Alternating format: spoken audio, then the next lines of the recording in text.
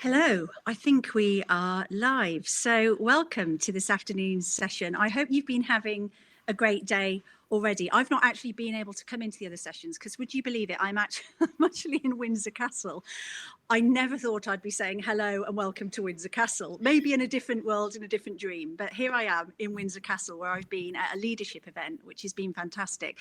But this just shows us how the world is now. We're doing an event here today about the Midlands, with many of us not even in the Midlands and still able to connect. And I think that's a theme that will probably come through the rest of our session. So, like I said, I hope you've had a great morning. What we're here to talk about today is looking at the opportunities for our region in the context of diversity, both economic diversity, but also social people diversity. And I think we are very, very well placed with both of those things to use that to rocket fuel and take us forwards in a post-pandemic recovery. So I was actually thinking, what does the Midlands mean to me? And there were three words that really jumped into my head. Well, the first thing, it's fairly obvious, really. We're in the middle. Does what it says on the tin, but that makes us the heart, I think, of the country, and I think we shouldn't forget that, particularly when we come to thinking about diversity and economic recovery. But I also think we're remarkably resilient and incredibly adaptable, and I wonder if being at the heart of things, resilient and adaptable, has led to diversity, or indeed it's our diversity which gives us those things. So hold that thought as we go through. But we are a diverse region. If you look at the span of the types of sectors and economy that we have, it's amazingly diverse, actually. We've heard a lot already today from what I've seen in the chat and the notes about some of the upcoming sectors around power, around sustainability, around tech, around gaming. And yet we've got this absolute heart of manufacturing running right the way through. And it's that resilience of that base and that hard grafting economic base that now allows us to be adaptable and take all of those sectors together to drive the growth. And we know there is some fantastic growth coming through in deals. There's some fantastic growth coming through in our life sciences as well as our tech. So it looks like we've got quite a lot ahead of us in terms of that. But what about the people diversity? I think the pandemic gives us a huge opportunity to tap into new skills.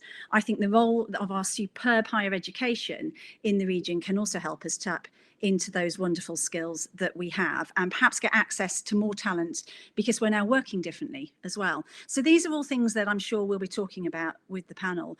But what we do need to do is take control of this and drive things forwards, because I do think if we utilize everything we've got and all the talent and the people we've got, then we can really, really push forwards and play our part in the economic recovery. So I'm going to ask each of the panel to introduce themselves now. I'm delighted by the panel we've got here because I think we've all got a really different connection with the Midlands. So when you do introduce yourself, please do talk about your connection with the Midlands in particular. So I'm going to come to Julio first, who I think you've been a part of our economy for about 20 years now. Is that right? Yeah, I actually posted on LinkedIn yesterday that I arrived in the UK 20 years ago. Yesterday was when I first arrived with a little suitcase and a couple of ideas, and I've lived in Nottingham all that time. So my background, I mean, I'm Julio Taylor. I'm CEO at a digital marketing agency called Hallam, based in Nottingham, and our company has existed since 2000, so 20 going on 21 years this year. And I personally have lived in the Midlands for 20 years to the day, pretty much. So I've got a pretty, more than half my life has been invested into, or certainly my entire professional life has been invested into the Midlands and specifically Nottingham. Thanks, Julia. I'm going to come to Natalie next. So your connection is also with a huge array of Midlands businesses through your role as well. Yes, hi Sarah and hi everybody. I'm Natalie Gasson-McKinley. I'm representing the Federation of Small Businesses today. So I'm the development manager. So as an organisation, we champion small businesses across the UK. We represent about 25,000 small businesses in the Midlands who are our members. I think the figure for the actual businesses, small businesses in the Midlands is nearer just under 700,000. So a huge proportion of the Midlands economy. And my link to the Midlands is I'm a born and bred Nottingham person. So lived in Nottingham. I have championed the Midlands through a number of roles, currently in this one, but also as part of MHCLG and Bays as the Midlands Engine team. So yeah, good strong links to the Midlands, and delighted to be part of the panel today.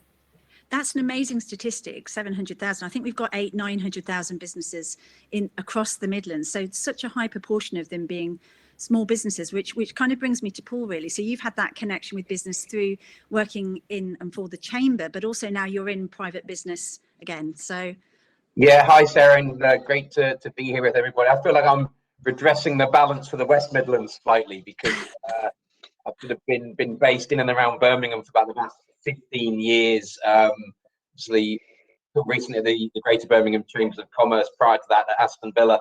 Did spend a bit of time in the east at Nottingham Forest, but yeah, the past couple of months I'm now Chief of Staff for RCL Partners, which is the investment vehicle for the Richardson family, who'll be sort of well known to many, sort of very much the heritage here in the Black Country where I am today, now operating all over the UK and indeed all over the world. Thanks, Paul. It's interesting, actually. I've stopped thinking so much about East and West Midlands. I work for Shakespeare Martineau now. We're a large law firm. We've got as many people in the East with our offices in, particularly in Leicester and Nottingham and now Lincoln as well. And, Birmingham, of course, is our head office. But if you actually look at the two things, we feel that, we span. And I wonder if that is a thing anymore. Do we even need to think about East and West anymore, particularly now with the way we can all work in such a different way? I wonder if we should mentally go back to thinking about just the Midlands, not the East and West. Interesting question. So we've got a quick poll for everybody who's watching, listening at the moment. So I think we can all press on buttons. So if we can bring the first poll up, that would be great. Hopefully it will appear. I think you may need to, for those of you who haven't been using the tech today, if you look under the session, you've got some options across the top. It says chat, polls, people, Q&A. So if you click on poll, you should see the first poll, and it is, has the pandemic brought about a shift in change in makeup of the Midlands economic base? Do we think it's changed things?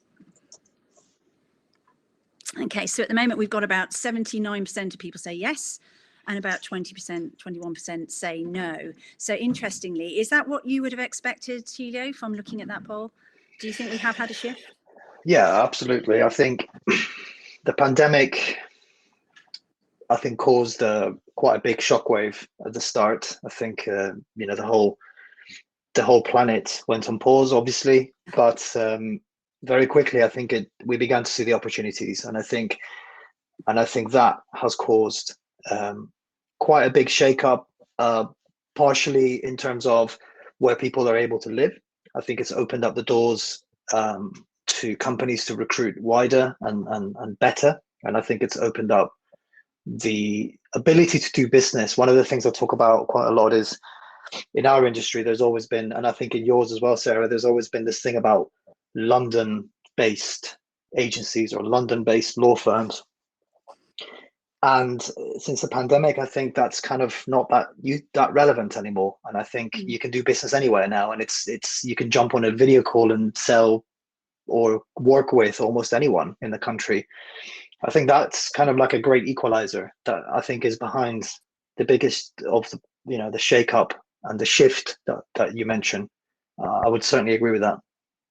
Yeah, thank you. Natalie, coming to you, we do appear to have economic diversity in the Midlands. What's your theory behind that? Is it been an accident? Is it something to do with where we are physically?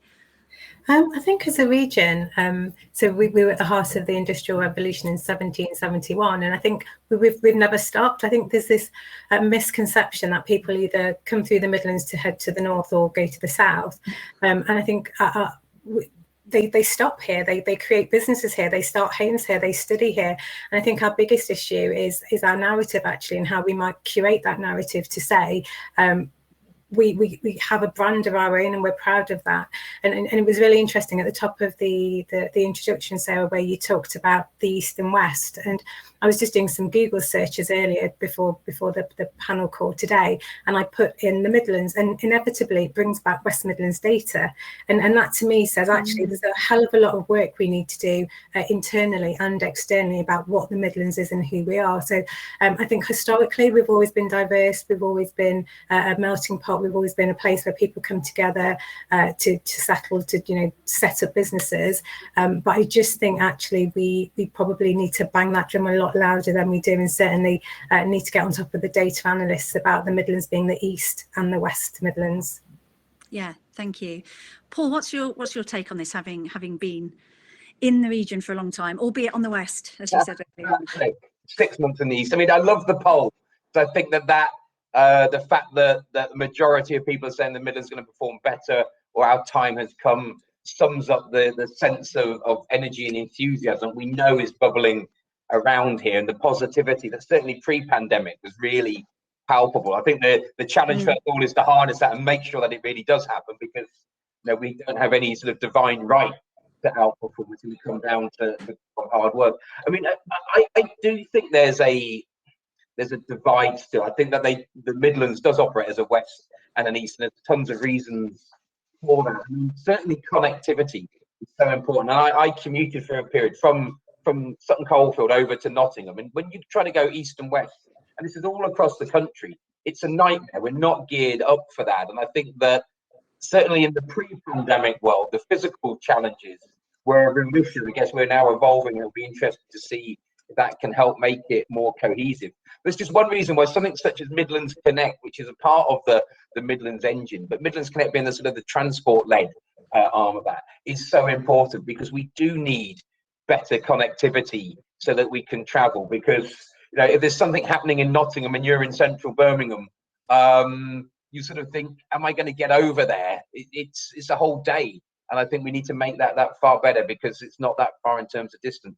Technology will undoubtedly help, but if we have those physical, practical barriers, then it's not going to help us really become a cohesive super region.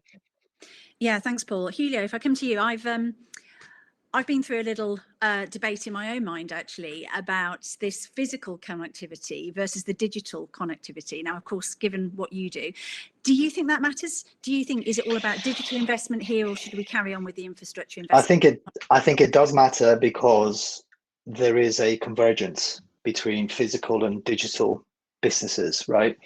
So one of the things that we talk about quite a lot in our work is post-pandemic, we're going to see a return to some of the physical things that have gone away over the last year. That's normal, because people still want to be out and do things. But I think digital is going to make its way into more and more of the previous traditional physical business models. For example, click and collect, and being able to shop online and so on.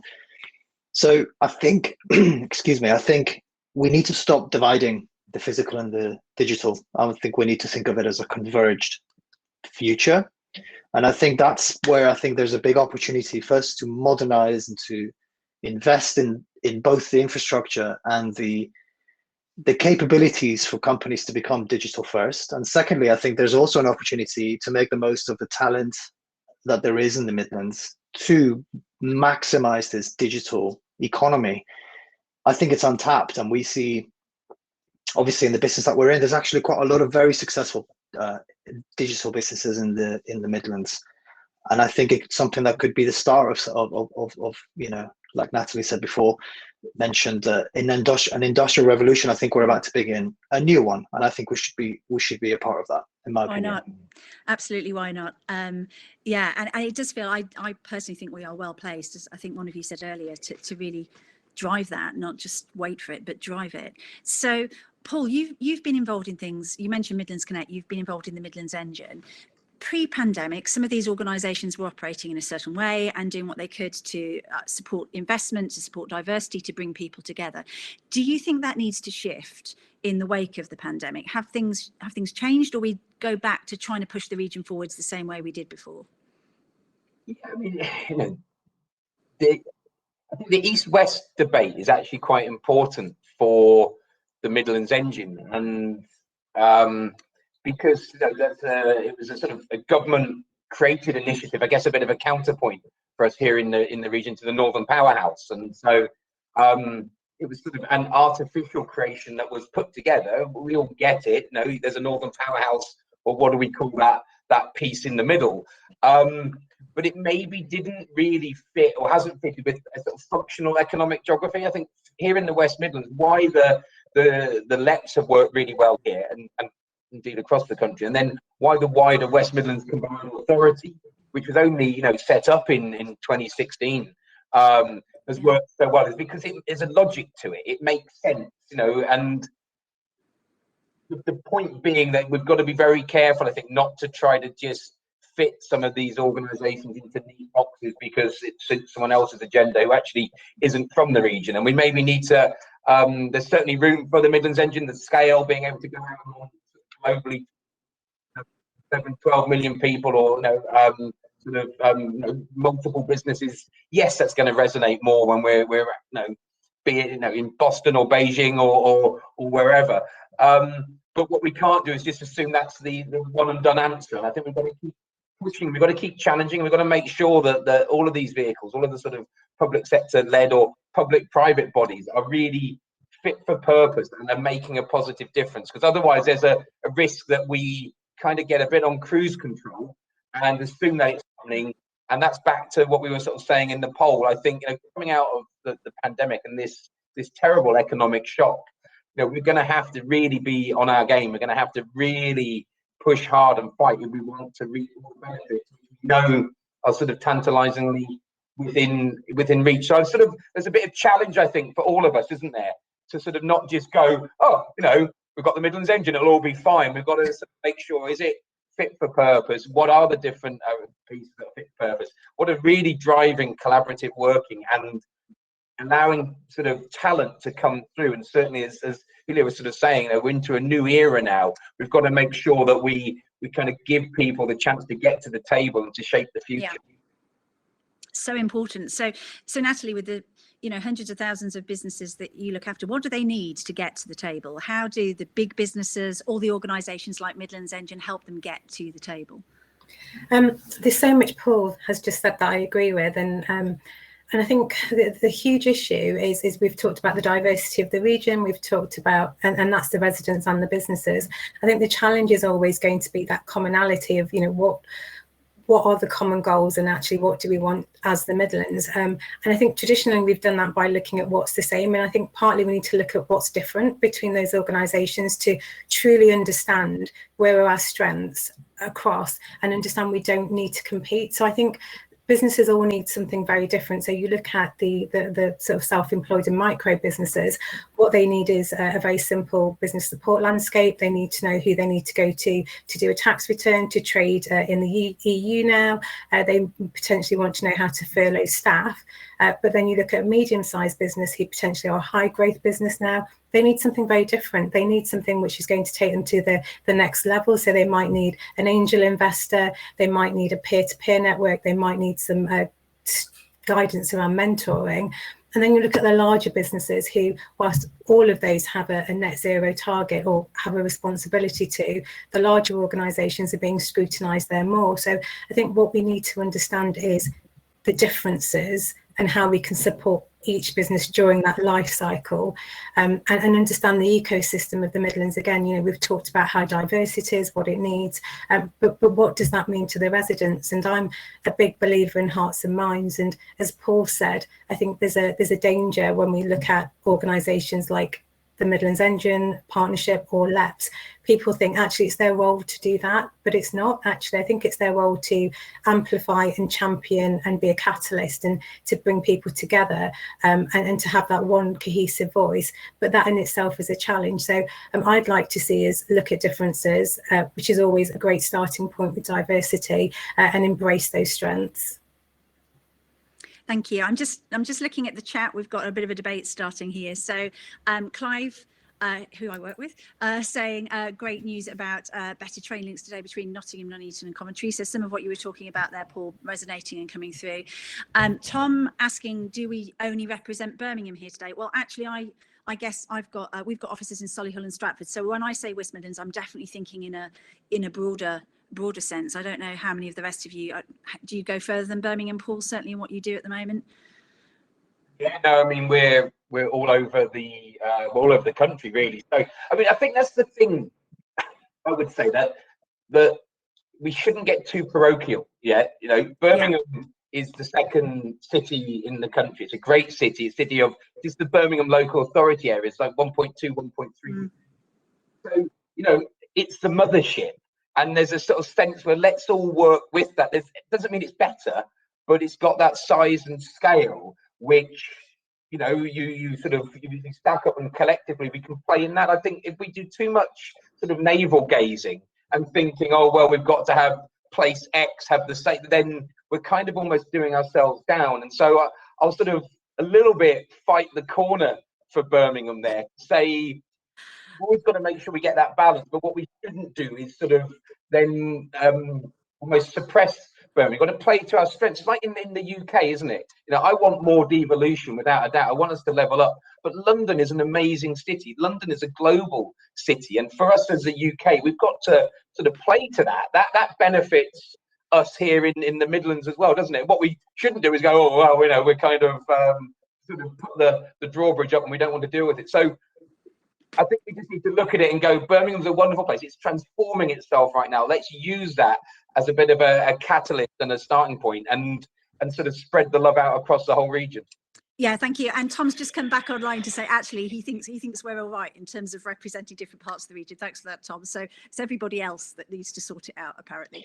But then Malcolm's bit on something here. He's saying, is it all about the cities? What about all those rural locations? So Helio, coming back to what you were talking about earlier, we can all work now from anywhere. And if we tap into that talent, and not just people who can get into city centres or even afford to come into cities to work, or even want to come into cities to work, does it matter anymore, Helio? Does it matter whether we're based in a village somewhere on the East Coast? I think there's honestly, I think there's a bit of a crisis of confidence. That's kind of what's at the root of this, because I don't think people from, the Silicon Valley are bothered about whether people in Iowa are happy about, you know what I mean? Like they've built this thing and they're proud of it, and people come there because it's good. And I think if we just focused on building something rather than worrying about who's got what, I think we would do a lot better. I would say from my point of view, we hire since the pandemic. I'll tell you how ridiculous it is. We used to be worried about hiring people from the wrong side of Derby, like the far side of Derby, because we're like, they're not going to be able to come to work every day. It's too far. And then the pandemic came and we're like, yeah, you're in Leeds, you're in Kent, whatever, like just come and work. And now we're like, they're not going to come to work every day, are they? What are we going to do? So we're evolving the way that we work. But I think it's a whole mindset shift. And I think it has to start in government, and it has to start at every layer after that to say, you know what? There are opportunities in every seismic shift. There are always gaps into which you can grow. And I think this right now is one. I think we should encourage people to move to the countryside, to contribute to the smaller towns where previously there were no jobs, and work from there and make the most of something that, frankly, we need to turn it into an opportunity. Otherwise, we're just going to look at pictures of 2020 and cry, because that's the only other alternative. So I say, let's make it into an opportunity, but it needs to have the backing and the funding and the championing from senior people. And frankly, I think that's what's missing. In my personal opinion, I think that's what's missing. There's almost like a shame, about. I have a little story to share also about this later, if you allow it. Yeah, well, do you want to do it now? If it works now, go for it.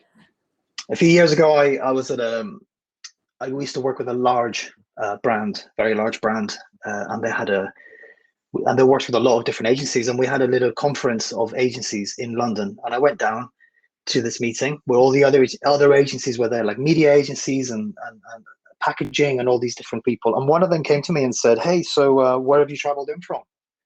And I said, Nottingham. And he went, ew, right. And I was like, what do you mean, ew? Like, and to him, being the only agency who wasn't from London was an automatic sort of disgust, or kind of like, oh, that's weird. It's almost like finding a dog on the moon. They were like, what is this regional, like provincial agency doing in this meeting? There must have been a clerical error. And actually, I think that confidence to build the identity of the business space, to say, you know what, we can do business anywhere.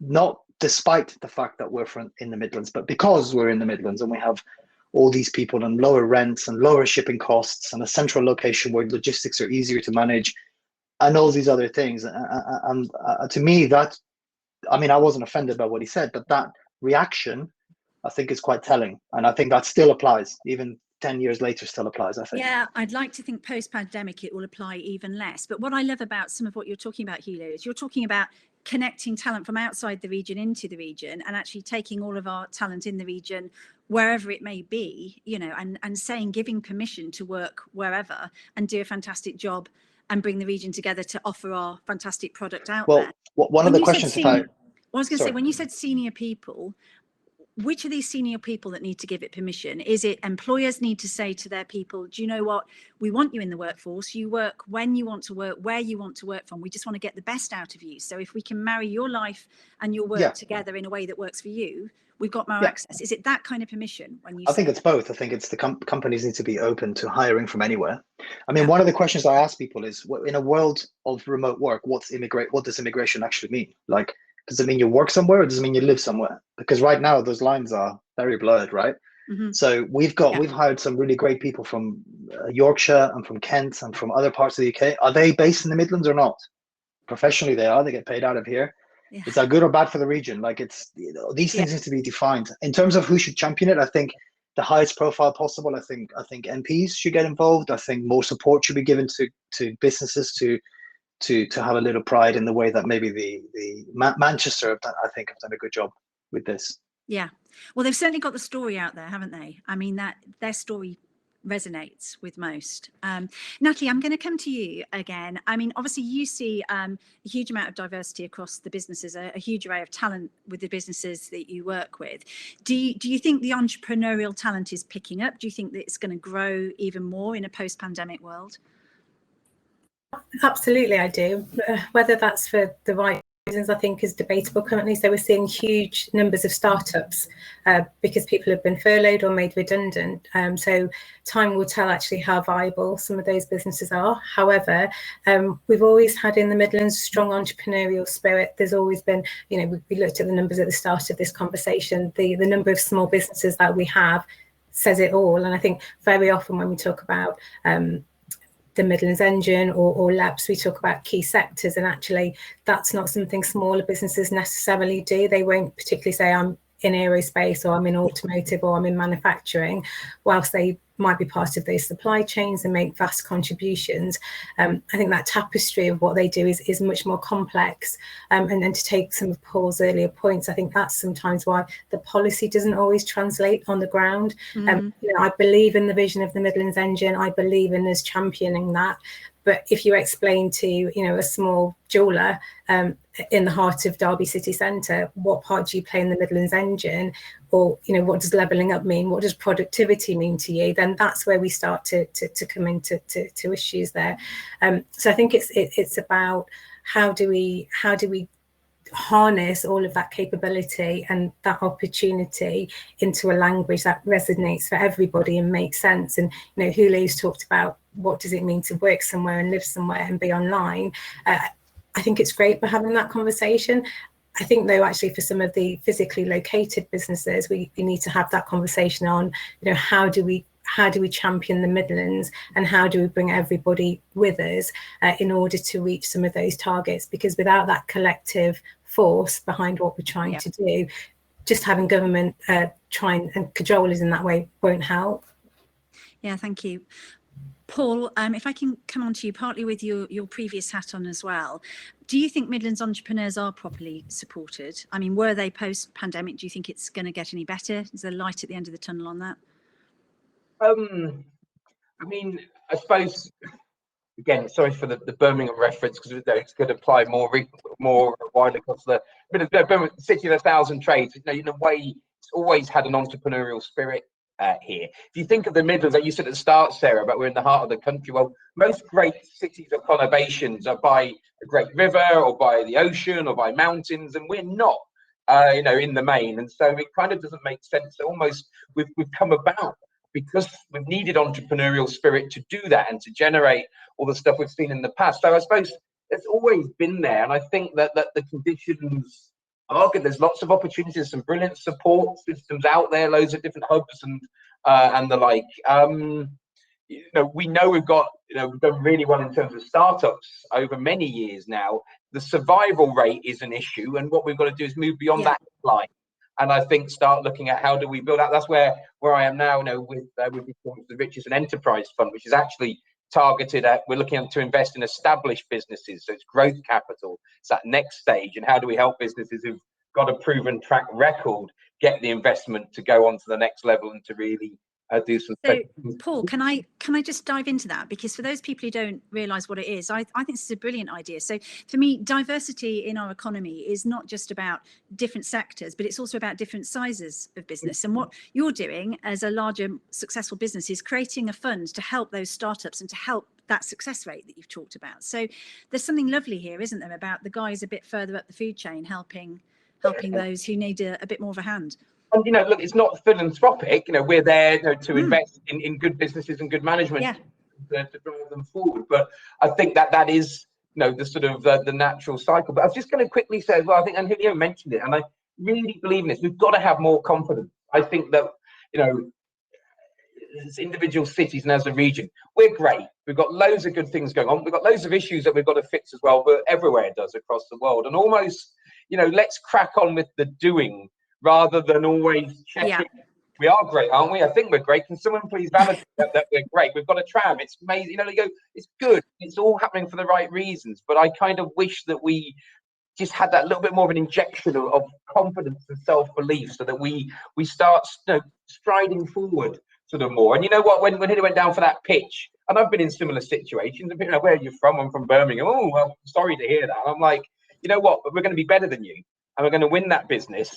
And you know what, we're going to sort of crack on and just worry about us and what lies ahead. And I think that's it. For the future, to make the most of it, we've got to just really stride forward. And yes, we have to sense check, but let's not spend too much time sort of checking that we're okay, because we are absolutely fantastic here. We've got loads of the right ingredients. Let's push forward confidently.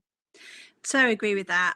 We could spend an awful long time, couldn't we, trying to get our rhetoric and our dialogue right, or we could just get on with it. Yeah. But I love this idea that rather than trying to neaten it all up and come up with this massive set of initiatives that we all join together on and we spend 2 years planning and organising, you guys have just got on with something and said commercially, and there is a commercial angle, we're going to help us be more commercially successful by helping somebody else be more commercially successful. Right. And I think the more we do that, whether it's the diversity across the sectors of bringing new people in, or indeed, large organisations to small, or the higher education into the community as well, which I think we're seeing increasing amounts of. I think all these hundreds of little initiatives will join up and make a bigger difference, and we could spend an awful long time trying to sort that out. So yeah, no, it does. And I mean, we're sector agnostic in where we're looking. Yeah. The golden rule is please be good, be excellent, and that's the people and the teams that we want to back. And I think it's that sort of attitude which we all harness here. That will what will drive us forward as a region. Thank you, Julio. I'm gonna come to you now. Reflecting on the last 15 months or so. I mean, it's funny coming out the other end. I don't know about the rest of you. I've been out and about a lot more in the last couple of weeks, and it's starting to feel like a bit of a blur and a memory. I equate it to childbirth, actually. Once you've had a baby, you block it out. You don't think about it. You'd never do it again. But one of my fears with the pandemic is we're just going to block out the last 15 months as we start to get back out again and just almost not want to think about it. But actually, there's been a really valuable lesson or series of lessons here which can help us improve diversity, improve economic success, improve a number of things, sustainability.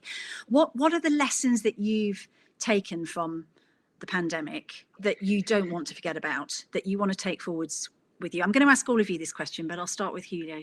I think there's an irreversible change in consumer behavior. And I think the way that people will interact with brands and products and experiences is forever changed. And I will never go back. I think physical experiences need to be more experiential and safer, actually. Yeah. And I think digital experiences are now routine rather than a side-on or a sideshow or a separate thing. So I think the primary port of call for virtually any interaction or transaction is going to be online. And I think that is now irreversible and actually the main thing. The second thing I think is recruiting is now the main factor there. I think is trust, and the way that we hire people is different. I think the days of the best people don't want to go to an office every day just so that they can be seen to be in an office every day. I think they want the flexibility and the freedom to work, and that requires, on the one side, trust, and on the other side, a culture and a management methodology that values human elements rather than physical presence. And I think you're going to get a natural layering of companies, and the best people and the best companies. The definition of best is going to be culture, in my opinion. And I think that's what has changed drastically, which is why being a Nottingham company hiring people from London, which we're now doing, was unthinkable a few years ago. They would have had to relocate. Now they don't. But that's because we've had to build our company around the element of human relationship and trust, rather than, do you live within 30 minutes of a car ride and can you avoid Trent Bridge on your way in, which would have been the parameters a year ago. So that, I think, is an absolutely, in my opinion, irreversible. Yeah. If I may add one last thing, at the other end of the scale, there are jobs where the motivation is going to be low, the pay is going to be low, and I think that is going to be a very, very different and difficult thing to overcome. For example, one friend of mine they've scaled over lockdown. They now hire more people than they can fit in their call center. Now they can't operate their call center because there's too many people, and they can't do it remotely. It just doesn't work. So how do you do that? So there's a whole new set of challenges so I think the whole dynamic between employee and employer is new, and we cannot sit here and wait for it to come back, because it just won't. Yeah, and I think it feels to me sometimes that there's a bit of a giant game of musical chairs starting to happen as things open back up again. And I think those companies who've really stood for something through this and really set that culture out, and you described it very much as culture, I think it's like a beacon out there, and it will attract like-minded people wherever they are in the country. So I think there's a big shift going on of people heading to places where their values are shared, and I think that's going to be increasingly important. So Natalie, what about you? What has the last 15 months meant to you in terms of learning and your hopes? I guess I've seen a notable shift in the way people do business, I should say. And I think that's because we've been in people's homes, we've been in people's kitchens, we've seen people's dogs and their cats and their husbands and their kids running past. And I think that has changed and broken down barriers. So whilst I completely agree with much of what Julio is saying about how we will do business or how consumer behaviour changing, I think we'll see the rise of communities, smaller communities. So we talk about rural communities and high streets. You know, I live in Nottingham and Sherwood, and I've seen Sherwood High Street thrive. People haven't so much been going into the city, but people have been on the high street. So it's about that perception of being safe and having space. So I think that will be interesting. I've also noticed a change in actually work-life balance. So mental health and well-being has been a huge thing for the last 18 months. And certainly my husband's a chef, and droves of chefs have left the industry because they've had 12 months of being at home working a 9 to 5. So what we're seeing now is actually the wages paid to chefs are going up exponentially, and actually can that be maintained? And the value people place on some of those hospitality businesses. And again, Julio talked about experiences. We've always valued experiences. We've always valued restaurants or the theatre, but have they been paid fairly for what they do and the value and the joy that they bring? And I think there's going to be a reassessment of some of those sectors and some of those jobs against maybe some of the financial sectors where we've maybe been able to quantify more salaries and wages and what that actually means. But in a post-COVID world where we look at experiences and behaviours in communities, certainly what I hope we take away is how we value what different jobs bring to the table. Thank you. Natalie, I'm gonna move us on because we're running towards the end of the session. There's a couple more questions I want to get in. Briefly, Paul, what's your biggest learning? Change is a constant, and I think we've got to embrace it. We've got to ride the dragon of change, and it's also that sense that the big stuff is out of our control in life, and it's such a truism, isn't it? And if we haven't sort of pondered that and thought that through the pandemic, then I think we're missing a trick. And I think that therefore, look at what you can control and really sort of make sure that you're geared up to deal with change, because it does happen. It can be uncomfortable. We don't like it. We all wish that every year I spend a week going to Tenerife or Ibiza or whatever, and I can't believe I'm not doing it. Scramble me. You know what? We've got to be able to deal with change, and certainly in life, but certainly in business as well. And the best businesses are those which are nimble and able to adapt to the most quickly to the changing conditions.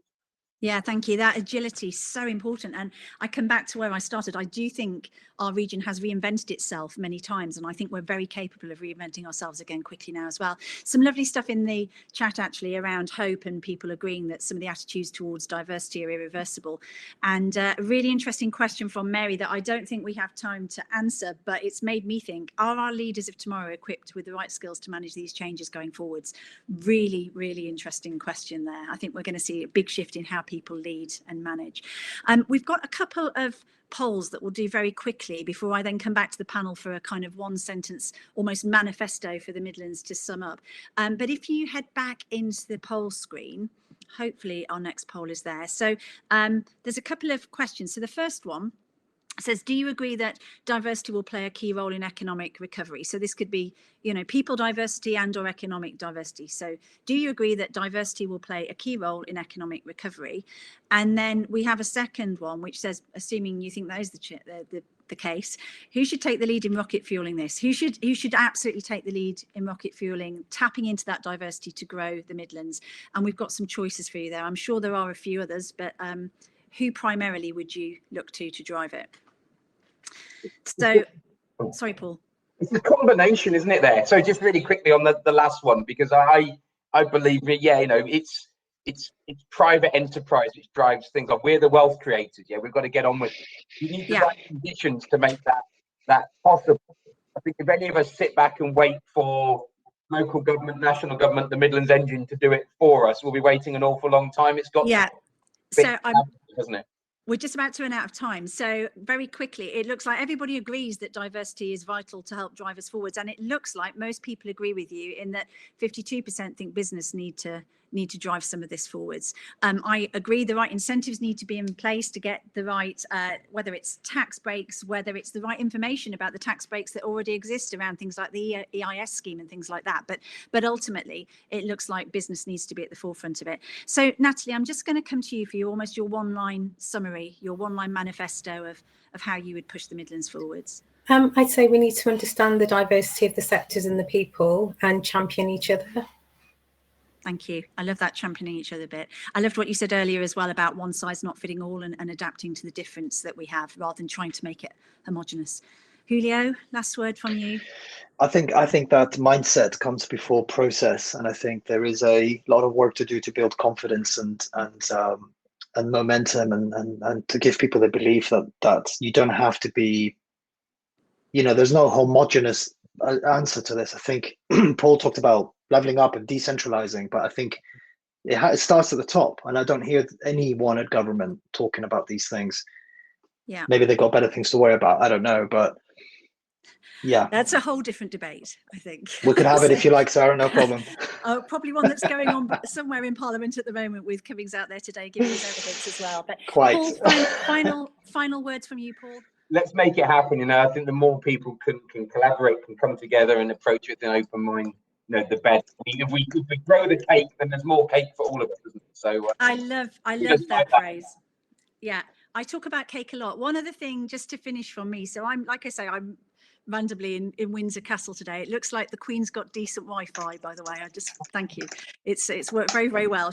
Her Wi-Fi is better than mine at home in the shed where I work from. But one of the things that one of my colleagues here on the Leadership Fellowship came out with yesterday, they talked about the Ubuntu tribe. I don't know if you've heard about this. And there was an experiment done where there was some fruit on a tree, and all the children in the tribe were told to, when they said go, they could run, and the first one there would be able to get the fruit on the tree. And when the person said go, instead of all the children running to grab the fruit on the tree, they waited, they joined hands, they walked there together, they took the fruit off the tree, and then they shared it. And that's similar to your cake analogy there, Paul. I do wonder if together, fruit or cake, you can be healthy or I'll take the cake. But the point is, I think together, genuinely, if we join up across the Midlands without making it too bureaucratic, we've got a great story to tell, and more importantly, the right action to do to just get on with it. So thank you everybody that's joined us today. Thanks for engaging in the chat and the polls. I know I've not had a chance to refer to everything that was in the chat, but I've been keeping an eye on it, and some interesting debate, particularly around Coventry, it seems, who are of course the city of culture. So a good year ahead for them. But thank you to everybody. We've run out of time now. I'm sure, you know, there's some more interesting sessions still to go, and it's just been great that so many people have engaged today in the future of our brilliant region. So thank you everybody. Thank you, Sarah.